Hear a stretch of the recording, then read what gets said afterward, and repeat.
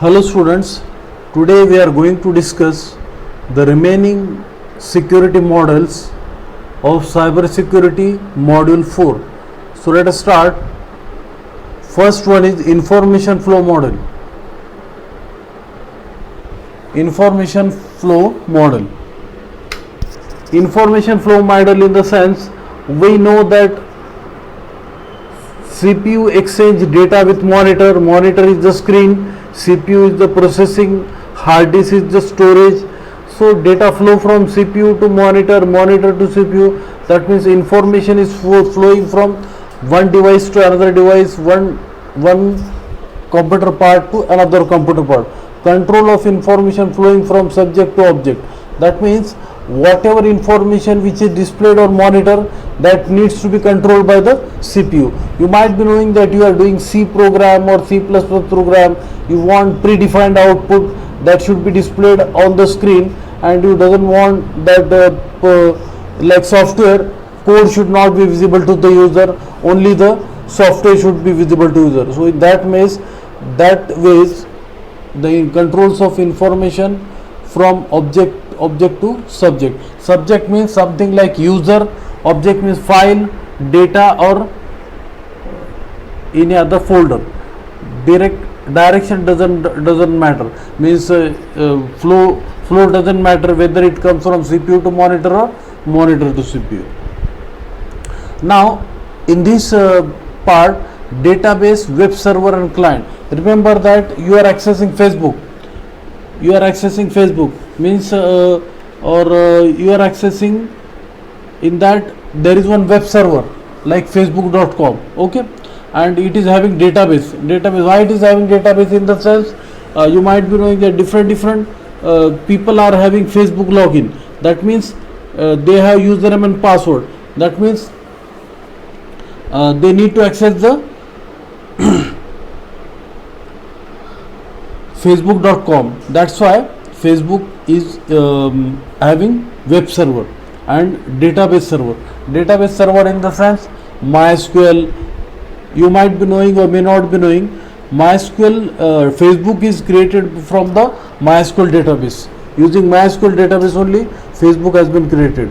So there is one web server and client. So client, just like you, me, or we access the web server Facebook, and we access the database. That means information flows from you to Facebook or Facebook to you. It doesn't matter, but information flow should be there, and that is the funda of client, web server and database.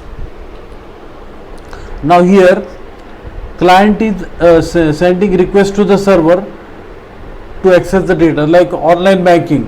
You want the transaction to be noted, or you want the statement. So you are the client, you are accessing, you are sending the request to the HDFC bank or ICICI bank or SBI bank, request that I want to log in. So you need to have username and password. Whenever username and password are sent, that the server will respond, and you will able to log in, and you will able to take the statement.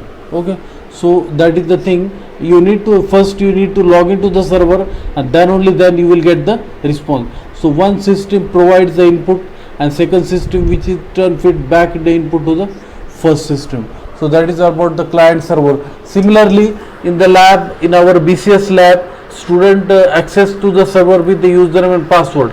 They give username and password, and they able to log in to the system, and they able to access the program, they able to do the program, whatever it may be. So this is the information flow, means information flow from client to server or server to client.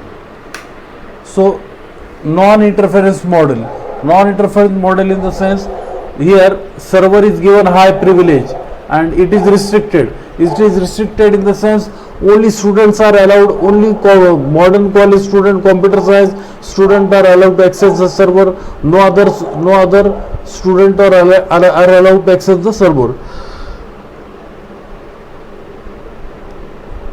And this restriction is there.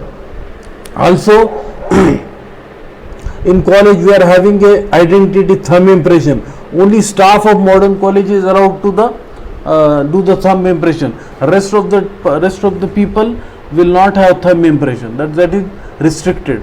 Low privilege. Low privilege means limited access. Just I told you. Public in the sense, whenever there is an admission system, so every student is allowed to access the college web server. Doesn't matter that he is student of college or not, he will be allowed to access the web server for the admission system. So that is public. Now, so this is non-interference model, and next model is Harrison-Russo-Ulla model. This model is an operating system level computer security model with integrity of access rights in the system. That means it deals with how operating system level computer security model deals with the integrity of access right in the system.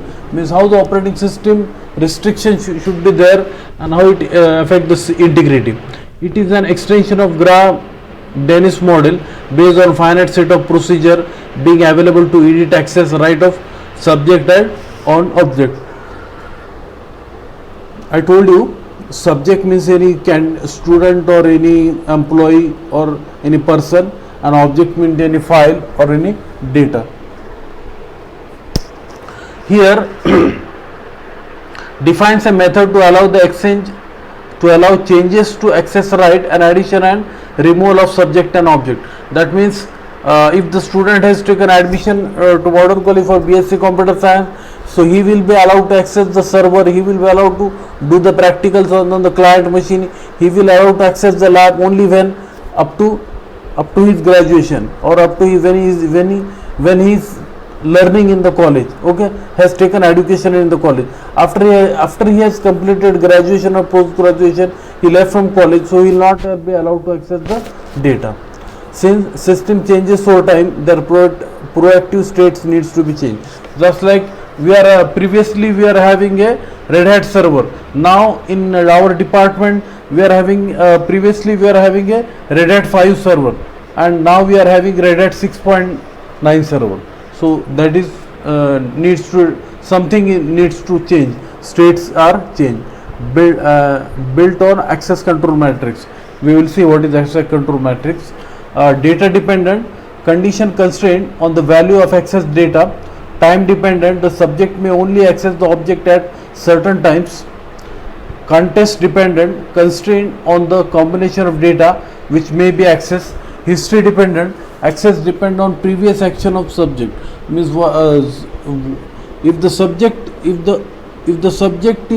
only accessing the internet for educational purpose, then it is right. But if he is accessing internet for movies and songs, that is not right.